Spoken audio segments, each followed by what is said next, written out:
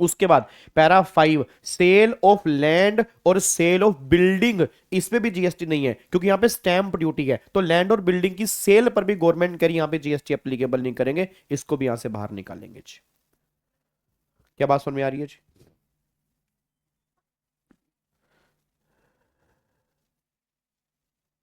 Done जी।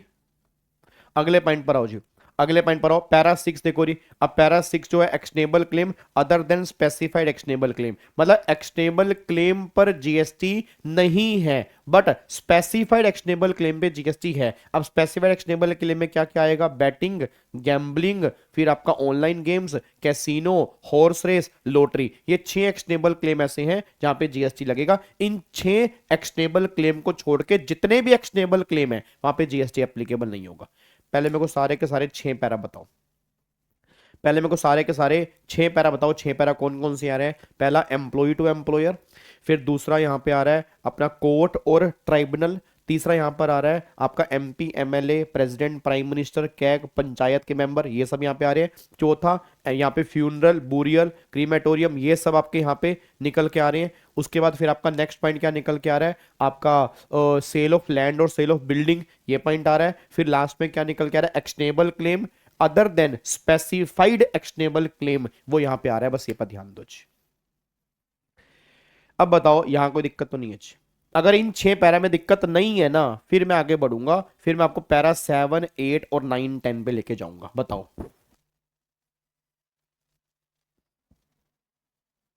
बताओ जी।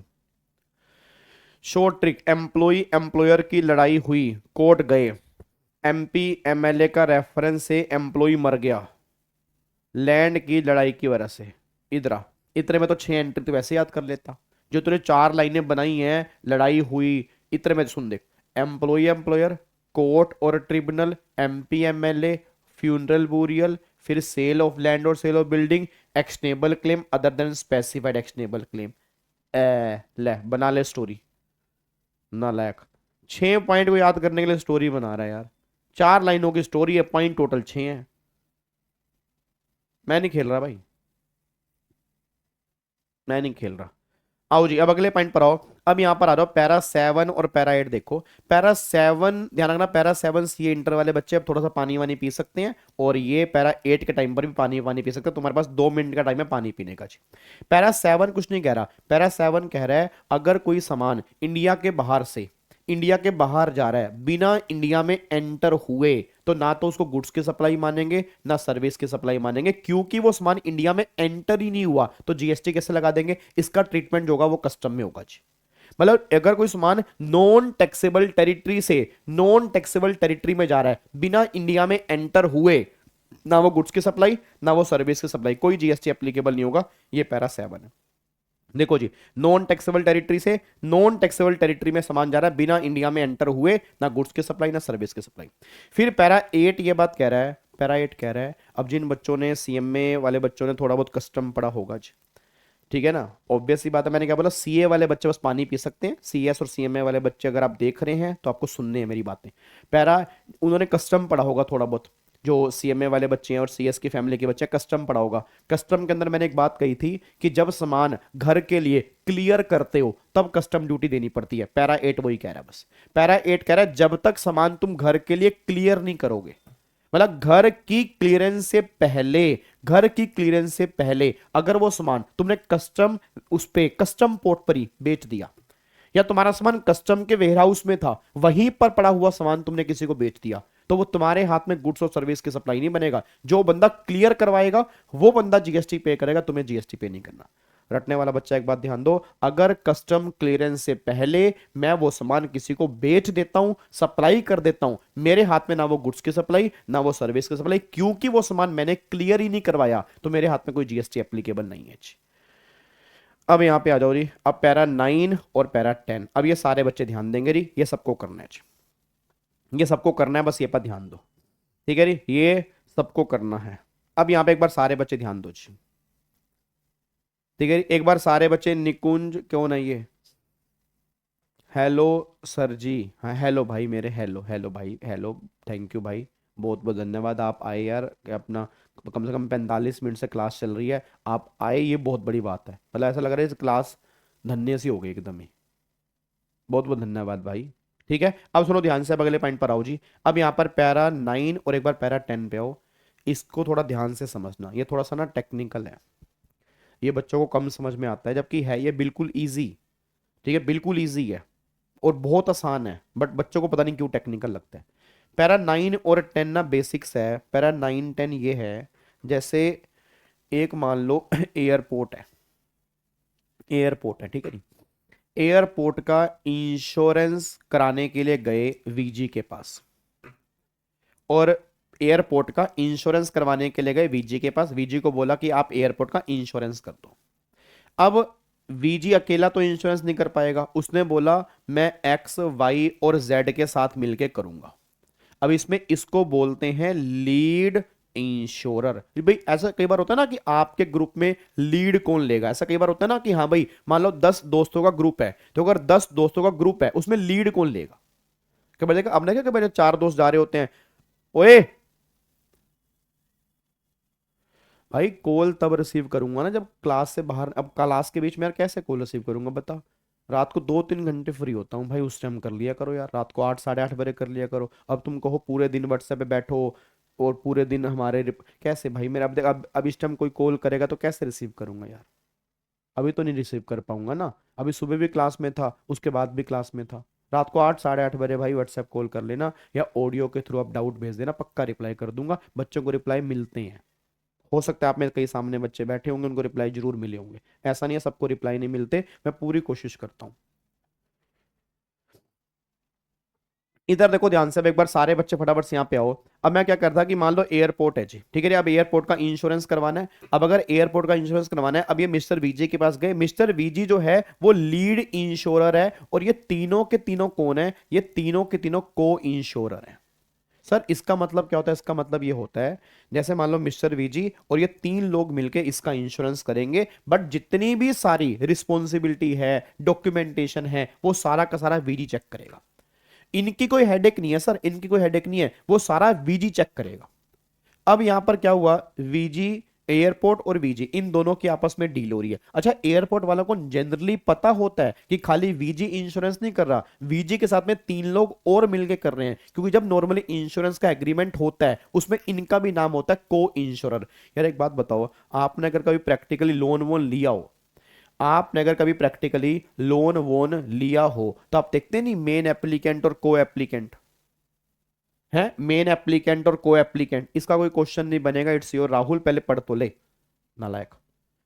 इधर सुनो ध्यान से, आपने कभी देखा है लोन के अंदर अगर आपने कभी लोन लिया हो, 2-3 लोग मिलकर लोन लेते हैं, एक मेन एप्लीकेंट होता है और एक को एप्लीकेंट होता है, कभी आपने देखा है? तो मेन एप्लीकेंट का मतलब क्या होता है, जिसके अगेंस्ट सारी रिस्पॉन्सिबिलिटी होती है, और उन दोनों का नाम को एप्लीकेंट में लिखा होता है। सेम यहां पर है, एक लीड इंश्योरर है और एक को इंश्योरर है।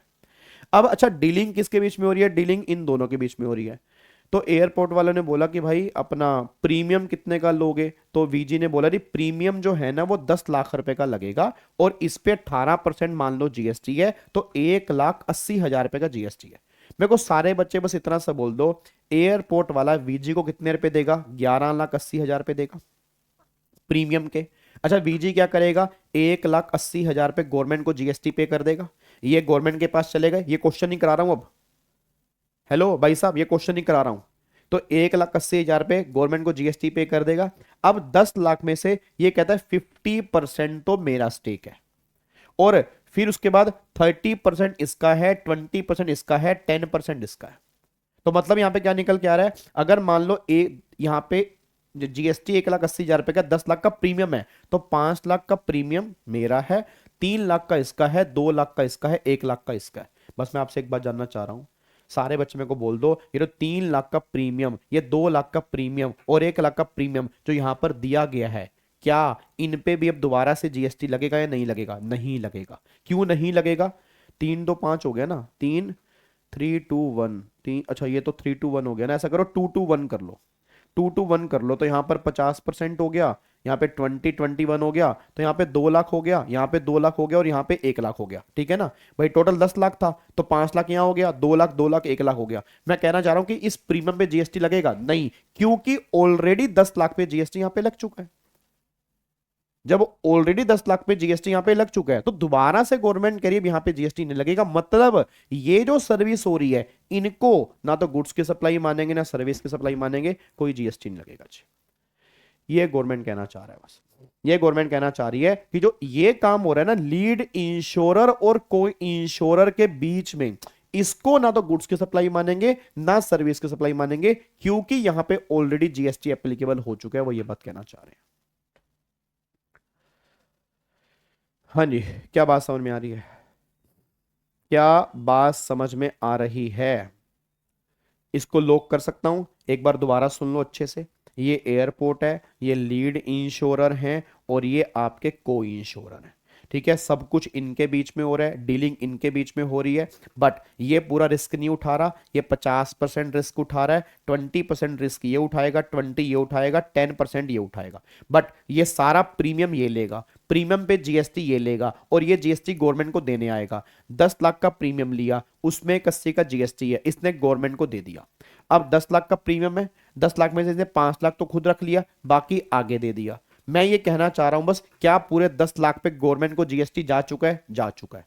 बस ये उसी 10 लाख का तो आगे बाइफर्केशन है, तो गवर्नमेंट ने बोला इस पे दोबारा से कोई जीएसटी एप्लीकेबल नहीं है। ये पैरा 9 बस इसी के लिए आया है कि ना ये गुड्स की सप्लाई ना ये सर्विस की सप्लाई, क्योंकि पूरे 10 लाख पे यहां पे जीएसटी लग चुका है जी। क्या इसको लॉक कर दूं? ठीक है जी, क्या इसको लॉक कर सकता हूं जी? पक्का पक्का? चलो अब यहां पे आ जाओ जी, अब यहां पे फटाफट से आओ, अब अगले पॉइंट के ऊपर आओ जी। अब पैरा नंबर 10 जो है, पैरा नंबर 10 यहां पे आ रहा है री इंश्योरेंस का। पैरा नंबर 10 जो है वो री इंश्योरेंस वाले केस में है। पैरा 9 को इंश्योरेंस का है, पैरा 10 री इंश्योरेंस का है। मैं दोबारा बोलूंगा, पैरा 9 को इंश्योरेंस का है, पैरा 10 री इंश्योरेंस का है। री इंश्योरेंस का मतलब क्या है? ये मान लो एयरपोर्ट है, अब ये मान लो एयरपोर्ट है, ये मान लो मिस्टर वीजी है, ये मिस्टर वीजी के पास गया, इसने इंश्योरेंस करवाना है, इसने बोला 10 लाख रुपए का प्रीमियम लगेगा और इस पे जीएसटी लगेगा 1,80,000 रुपए का, इसने इसको 11,80,000 रुपए दे दिए, 11,80 दे दिए जी। इसके पास 11,80 आ गए।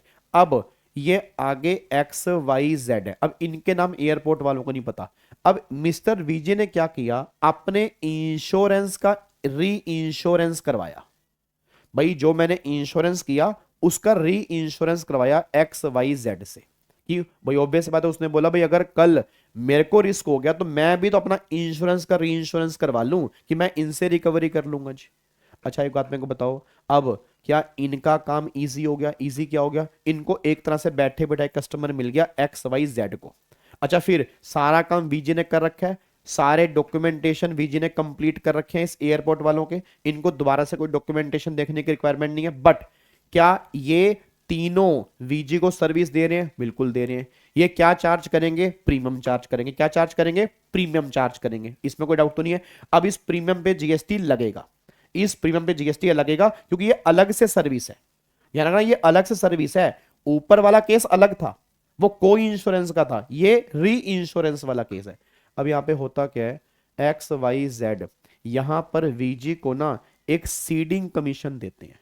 आपने प्रैक्टिकल लाइफ में एक नाम सुना होगा, एक सीडिंग कमीशन होता है। सीडिंग कमीशन का मतलब होता है कि ये लोग इसको कमीशन देंगे क्योंकि वीजी ने इन्हें एक तरह से काम ला के दिए। वीजी इनके पास काम लेकर आया, इनको बैठे बैठे काम मिला, सारे कंप्लाइंस वीजी ने ऑलमोस्ट पूरे कर रखे हैं, तो इसलिए ये तीनों उसको देंगे इंश्योरेंस, अरे सॉरी कमीशन। अब वीजी क्या करता है, वीजी को तो इनका प्रीमियम देना ही है, तो वीजी क्या करता है, उस प्रीमियम में से सीडिंग कमीशन काट लेता है। बट अब मान लो यहां पर प्रीमियम है 2 लाख का, यहां पर 2 लाख का, यहां पर 1 लाख का।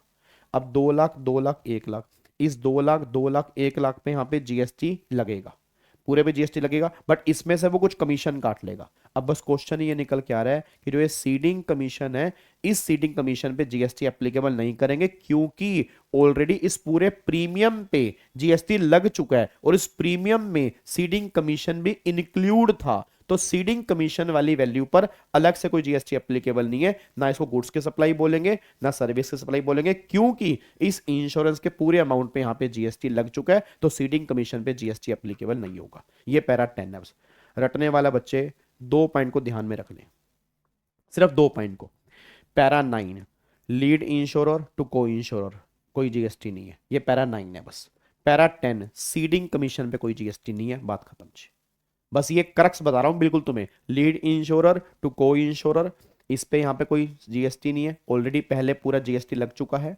और फिर यहाँ पे गवर्नमेंट कह रही है ये जो मेन इंश्योरर है और ये री इंश्योरर है, तो री इंश्योरर जो मेन इंश्योरर को सीडिंग कमीशन देंगे इस पे जीएसटी नहीं लगेगा, क्योंकि जब यहां पर प्रीमियम दिया जा रहा होगा उस पे टोटल पे जीएसटी जा चुका है, तो कहीं ना कहीं लीड इंश्योरर भी उसके अंदर इंक्लूड था, तो दोबारा से जीएसटी यहां पे नहीं लगेगा जी। क्या बात मेरी समझ में आ रही है जी?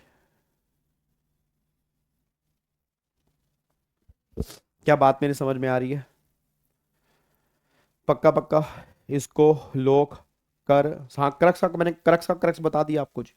क्रक्स का क्रक्स यही है जी, बस अपना मेन लीड इंश्योरर टू को इंश्योरर ये जीएसटी से बाहर है और सीडिंग कमीशन यहाँ पे जीएसटी से बाहर है जी। ठीक है, अब एक बार इसको पैरा 9-10 पढ़ लो दोबारा से, आपको थोड़ा और इजी लगेगा। Activity of apportionment of co insurance premium by the lead insurer to the co insurer for the insurance service jointly supplied by the lead insurer and the co-insurer to the insurer in the co-insurance agreement। ना वो goods की supply ना वो service की supply है जी। उसके बाद services by insurer to the reinsurer for which ceding commission और the reinsurance commission is deducted from reinsurance premium paid by the insurer to the reinsurer, उस पर कोई GST की बात यहां पे नहीं होगी। यस अगर री इंश्योरर ने री इंश्योरेंस प्रीमियम पे पूरे ग्रोस वैल्यू पे जीएसटी लगा दिया तो सीडिंग कमीशन पे जीएसटी नहीं लगेगा।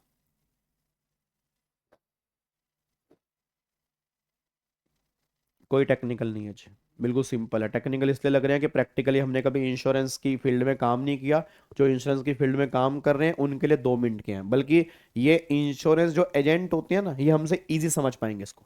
हमने कभी काम नहीं किया तो टेक्निकल लग रहा है, बल्कि है तो बिल्कुल सिंपल और लॉजिकल भी है। गवर्नमेंट कह रही क्यों डबल जीएसटी लगाना, जब ऑलरेडी जीएसटी मिल गया तो डबल जीएसटी किस बात का, तो डबल जीएसटी को खत्म करने के लिए गवर्नमेंट पैरा 9 और 10 लेके आई है जी। ठीक है, चलो अब एक बार फटाफट से आओ जी, अब यहां पर आ जाओ, ये तो हो गया हमारा। अब इसको लॉक करते हैं। अब यहाँ पे कुछ सर्कुलर नोटिफिकेशन है, फटाफट से एक बार वो देख लेते हैं। सबसे पहली बात, पंचायत और म्युनिसिपैलिटी जो पब्लिक वेलफेयर के काम करते हैं उनके काम को ना तो गुड्स की सप्लाई बोलेंगे ना सर्विस की सप्लाई बोलेंगे।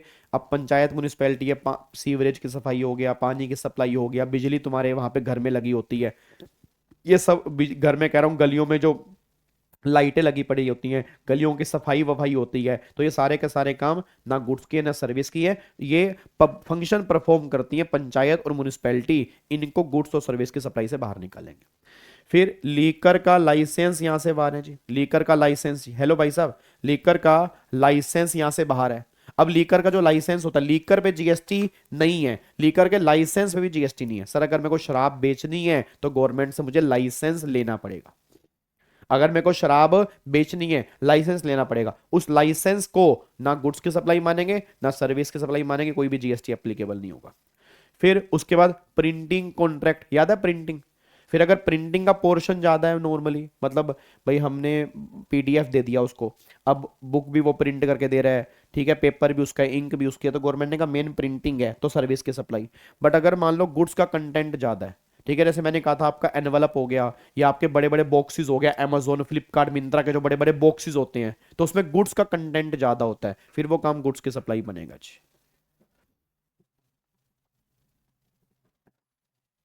ठीक है जी। उसके बाद अगर आप फूड सप्लाई कर रहे हो पेशेंट को जी, अगर आप फूड सप्लाई कर रहे हो पेशेंट को, याद है मैंने क्लास में क्या कहा था जी, अगर आप फूड सप्लाई करते हो पेशेंट को, 2 चीजें मैंने बोली थी, पेशेंट को फूड सप्लाई करना कॉम्पोजिट सप्लाई है, क्योंकि अगर कोई पेशेंट एडमिट होता है उसको खाने पीने का फूड मिलता है। अब अगर खाने पीने का फूड मिल रहा है तो फिर गवर्नमेंट ने बोला वो कॉम्पोजिट सप्लाई है। अगर कॉम्पोजिट सप्लाई है तो हेल्थ केयर सर्विस है, और हेल्थ केयर सर्विस जीएसटी में एग्जम्प्ट होती है। बट अगर खाना पीना पेशेंट को नहीं मिल रहा, अटेंडेंट को मिल रहा है या उनको मिल रहा है जो एडमिट नहीं है, उन पे जीएसटी लगेगा। ये वो जो विजिटर की सर्विस होगी वो जीएसटी में टैक्सेबल है। क्या बात मेरी समझ में आ रही है? उसके बाद देखो जी अगली क्लैरिफिकेशन फिर यहाँ पे क्या आ रही है। अब यहाँ पे क्लैरिफिकेशन नंबर 5, बस बॉडी बिल्डिंग तो आपको मैंने पहले बताया ही था जी, बस बॉडी बिल्डिंग तो केस टू केस पे डिपेंड करता है कि बस बॉडी बिल्डिंग का मतलब अगर मान लो बस की बॉडी भी मैं तैयार कर रहा हूँ और चेसिस, यहाँ पे चेसिस भी मेरे हैं, जो बस का स्ट्रक्चर है वो भी मेरा है, तो फिर तो गुड्स की सप्लाई है। बट अगर सिर्फ बस की बॉडी फिट कर रहा हूँ तो बस की बॉडी फिट करना ये सर्विस की सप्लाई प्रैक्टिकली, इस सर्कुलर में नहीं था, सर्कुलर में तो ये लिखा है केस टू केस पे डिपेंड करेगा बस। उसके बाद रीट्रीडिंग ऑफ टायर। अब रीट्रीडिंग का मतलब समझ कि पुराने टायर को नया टायर बनाना, तो गवर्नमेंट ने कहा अगर टायर भी, पुराना टायर भी तुम्हारा है और रबड़ भी तुम्हारी है फिर तो गुड्स की सप्लाई है। बट अगर सिर्फ रबड़ की पेस्टिंग हो रही है तो रबड़ रबड़ की अगर पेस्टिंग की जा रही है तो पेस्टिंग करना तो फिर सर्विस की सप्लाई वाली कैटेगरी में कवर होगा, क्योंकि रबड़ की पेस्टिंग सर्विस वाली कैटेगरी में आती है। ये that is retreating of tyre. फिर जो फूड और बीवरेज आपको सिनेमा हॉल के अंदर खाने पीने को मिलता है, याद है मैंने कहा था सिनेमा हॉल के अंदर अगर खाने पीने को मिल रहा है, ये आपके नाचोस हो गया, पॉपकॉर्न हो गया, इनको हम रेस्टोरेंट की सर्विस मानेंगे और इस पर रेस्टोरेंट की सर्विस वाला यहाँ पे जीएसटी एप्लीकेबल होगा इसके अंदर। बट अगर मूवी के टिकट के साथ में ये खाने पीने का कॉम्बो मिल रहा है, कॉम्बो कायदे से मिक्स सप्लाई होना चाहिए, बट गवर्नमेंट ने कहा ये कॉम्पोजिट सप्लाई मानेंगे। अगर मूवी की टिकट आपने बुक माई शो से बुक कराई या किसी और ऐप से बुक कराई, साथ में खाने पीने का भी आपने बुक करवा लिया, that is composite supply. Principal supply movie की टिकट है तो पूरी वैल्यू पर मूवी की टिकट वाला जीएसटी एप्लीकेबल होगा, वो ये बात कहना चाह रही है जी। ठीक है। उसके बाद देखो आगे फिर होल्डिंग शेयर्स, अगर subsidiary holding company subsidiary company के शेयर होल्ड कर रही है भाई, वो तो वैसे भी गुड्स और सर्विस में से बाहर हैं तो उस पर कोई भी जीएसटी की बात ही नहीं होगी। फिर आगे फिर लिखा हुआ है inter state movement of various modes of conveyance between distinct person. अब इसका मतलब क्या है यार, ये तो बिल्कुल बेसिक सी बात आपको मैंने बताई थी। याद है मैंने क्या कहा था, याद करो मैंने आपको क्या बताया था, मैंने कहा था मिस्टर वीजी है, मिस्टर वीजी के दो बिजनेस हैं, एक बिजनेस ट्रांसपोर्टेशन का है, एक बिजनेस रिपेयर का है। अब यहाँ पे काफी सारे ट्रक उसके पास हैं, ठीक है। अब ये ट्रक मान लो खराब हो गए तो ये अपनी दूसरी ब्रांच में इसको सही करने के लिए भेज रहा है। अब ये सही करने के लिए भेज रहा है तो ये क्या करेंगे, इस ट्रक पे रिपेयर की सर्विस देंगे। अब अगर रिपेयर की सर्विस देंगे तो ये डिस्टिंक्ट पर्सन है, तो क्या इस पे जीएसटी लगेगा, बिल्कुल लगना चाहिए। अच्छा लगना चाहिए जीएसटी ट्रक की वैल्यू पर या रिपेयर की सर्विस पर, रिपेयर की सर्विस पे ना, ट्रक की वैल्यू पे जीएसटी क्यों लगेगा। या कुछ टूल्स इन्होंने यहां पे ट्रांसफर कर दिए कि कुछ टूल्स इनको यूज करने थे रिपेयर की सर्विस देने के लिए, तो गवर्नमेंट वही क्लैरिफाई कर रही है कि भाई ये ट्रकों की सप्लाई नहीं है, ये टूल्स की सप्लाई नहीं है, ये रिपेयर की सर्विस है। ये तो ट्रक वहां जा रहे हैं सही होने के लिए, इट डजंट मीन ट्रकों की सप्लाई मान लोगे, या टूल्स वहां जा रहे हैं यूज होने के लिए, ये थोड़ा कि हम टूल्स की सप्लाई मान लोगे। तो इसलिए क्लैरिफाई किया गया कि भैया अगर ये मूवमेंट हो रहा है तो इसको ना गुड्स की सप्लाई मानेंगे ना सर्विस की सप्लाई मानेंगे, ओनली रिपेयर की सर्विस पे जीएसटी एप्लीकेबल होगा, इनके मूवमेंट पे कोई जीएसटी एप्लीकेबल नहीं है, बस ये पर ध्यान दो।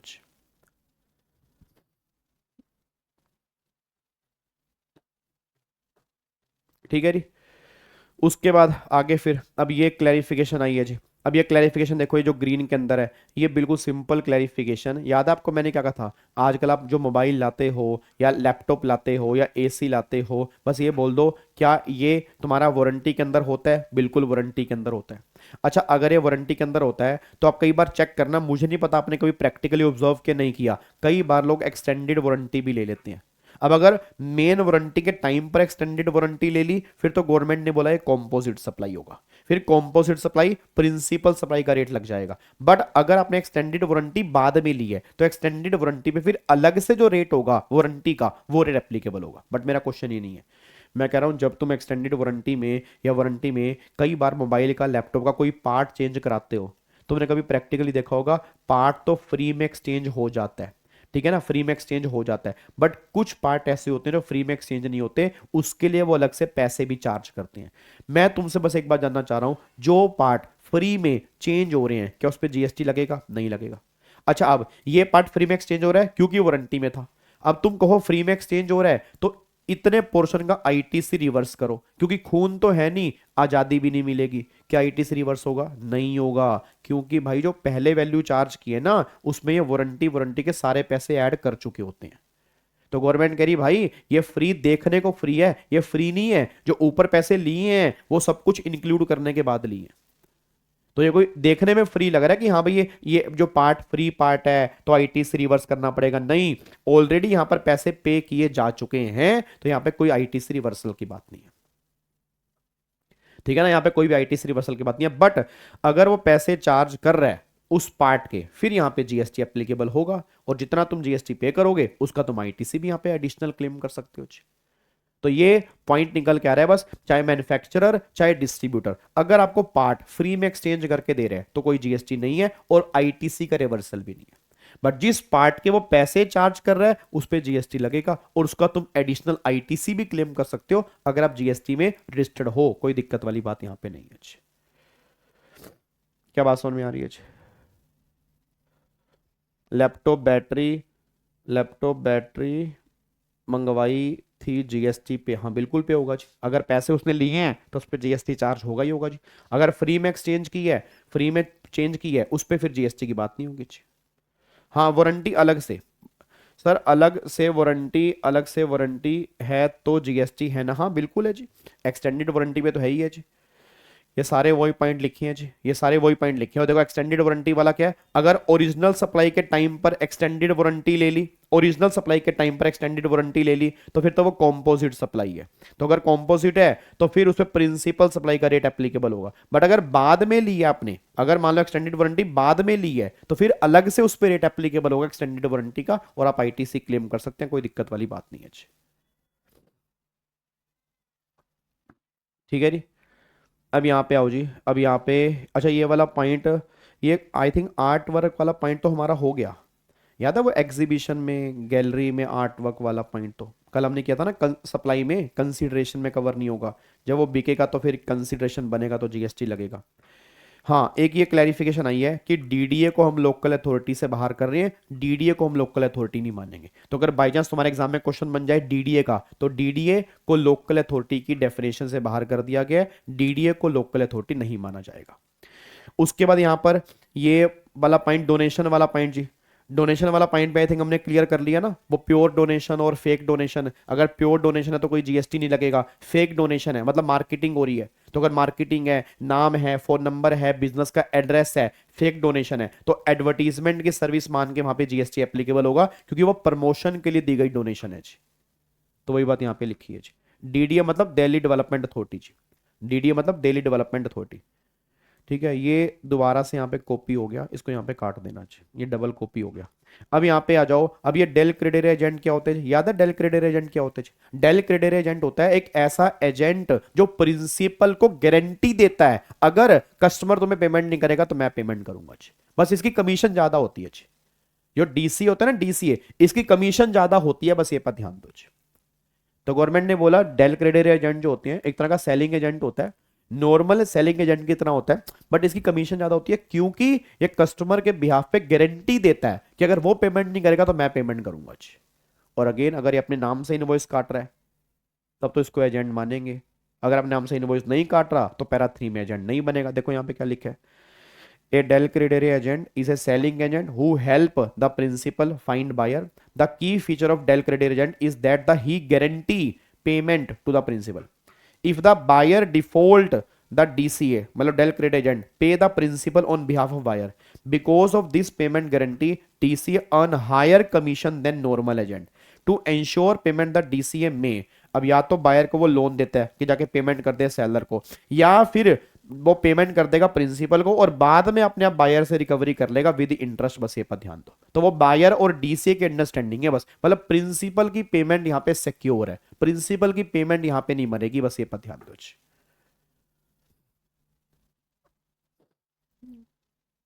स्कूल कॉलेज में उसमें अपना नाम बस रिलायंस लिख दे, नहीं जी उसको नहीं, वो प्योर डोनेशन है जी, सिर्फ नाम लिखने से नहीं बनेगा। मैं दोबारा बोल रहा हूं, अगर आप अपना ये कैंपर वैम्पर पे नाम लिख देते हो खाली, उससे वो फेक डोनेशन नहीं बनेगी, ठीक है।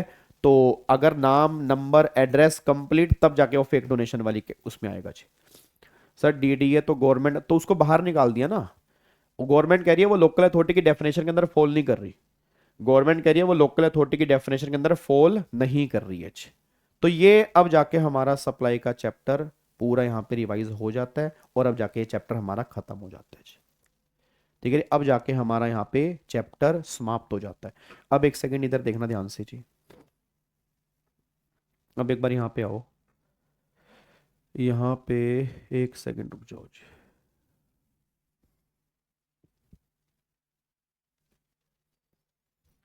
इधर देखो ध्यान से। अच्छा, पिछले वाला जीएसटी क्वेश्चन बैंक मेरा ज्यादा पेज का था क्योंकि उसके अंदर थोड़ा खुला खुला लिखा हुआ था। ये कम पेज का है, ये मत समझना कम पेज का है तो क्वेश्चन कम है, क्वेश्चन उससे ज्यादा है, क्वेश्चन उससे ज्यादा है। एक्चुअल में थोड़ा इसके फॉन्ट छोटे हैं, ठीक है, और इसका पेज थोड़ा सा बड़ा है, तो इसलिए कम पेज का लगेगा आपको, अदरवाइज क्वेश्चन उससे ज्यादा ही है। ठीक है, आपको मैं दिखा देता हूँ जी। तो ये क्वेश्चन बैंक है जो मैं आपको होपफुली आज शाम तक या कल तक दे दूंगा। ये चैप्टर 1 के तो क्वेश्चन हो गए थे जी, चैप्टर 1 के तो हमने कर लिए थे। चैप्टर 2 इसमें चार्ज ऑफ जीएसटी है, जो भी हमें करना है रिवर्स चार्ज वाला, वो हम कल परसों से रिवाइज करेंगे। ये रहे सप्लाई के चैप्टर के क्वेश्चन। अब ये सप्लाई वाले क्वेश्चन है यहां से, बट इसके सारे क्वेश्चन तुम अभी नहीं कर पाएंगे क्योंकि कुछ क्वेश्चन एग्जामिशन के भी इसके अंदर है, बट जितने सप्लाई से रिलेटेड हैं वो सारे कर सकते हैं। मैं आपको एक काम दे रहा हूं छोटा सा, आपने क्या करना है, पहले पहले आपने पहले पहले पहले पहले पहले पहले पहले पहले बी 19 क्वेश्चन आपने देख के आने हैं। पहले 19 क्वेश्चन आपने एक बार देख के आने, 20 क्वेश्चन हमारा होगा नहीं क्योंकि वो एग्जामिशन वाला है। और वैसे सप्लाई में टोटल क्वेश्चन जो दिए हैं सप्लाई के चैप्टर में, टोटल क्वेश्चन भाई साहब यहां पे हैं 44 क्वेश्चन, तो टोटल 44 क्वेश्चन है जी, ठीक है ना, टोटल 44 क्वेश्चन है। 44 क्वेश्चन सप्लाई के चैप्टर में, आपने 19 क्वेश्चन बस एक बार देख के आने। अच्छा, इसका पीडीएफ तुम्हें कहाँ मिलेगा, इसका पीडीएफ ऐसा करता हूँ, सप्लाई के चैप्टर का, सिर्फ सप्लाई के चैप्टर का पीडीएफ मैं अभी ग्रुप अपना टेलीग्राम पे डाल देता हूँ, तो इतने आप वहां से देख लेना। बाकी जब कंप्लीट बुक अपलोड कर दूंगा तो फिर तो कोई दिक्कत ही नहीं है जी। अगर आप यही क्वेश्चन 2 से 3 बार कर लोगे सफिशिएंट है। इसके अलावा आरटीपी एमटीपी तो करेंगे ना, तो क्वेश्चन तो और भी बहुत सारे करेंगे, बट इतने क्वेश्चन कम से कम 2 से 3 बार करना। ये ना बस ये मत सोचना इतने ही है, मैं और बुक दिख लो, और जितनी मर्जी बुकें देख लो, मुझे कोई फर्क नहीं पड़ता, ना मुझे कोई दिक्कत है। मैं कह रहा हूँ चाहे 15 बुक ले लो, कोई 1% मुझे फर्क नहीं पड़ता, बट एक बार ये 2 से 3 बार करके फिर कुछ भी करते रहना, मुझे कोई दिक्कत नहीं है। ठीक है, बट एक बार कर लेना बस, ऐसा ना हो ना कि इस चक्कर में बहुत सारी बुक्स इकट्ठी भी कर लो तुम, ठीक है ना, और फिर उसमें से कुछ भी ना कर पाओ। तो 2-3 बार हो गए, अब तुम्हें लग रहा है अब कम है तो कर लो, कोई दिक्कत नहीं है जी। हाँ हाँ, रेगुलर बैच वाले ग्रुप में भी डाल दूंगा, ठीक है। चलो तो फिर बाकी मिलते हैं जी, बाकी मिलते हैं कल सेम टाइम सेम जगह। इसके सारे क्वेश्चंस एक बार प्रैक्टिस करेंगे, 19 क्वेश्चन एक बार अपने घर से देख के आने। कोई डाउट्स होंगे आप कमेंट बॉक्स में डाल देना, उसको हम फटाफट से कल देख लेंगे। ओके री, bye bye, tata, thank you so much, जय हिंद, God bless you, love you all, bye bye, take care, thank you so much.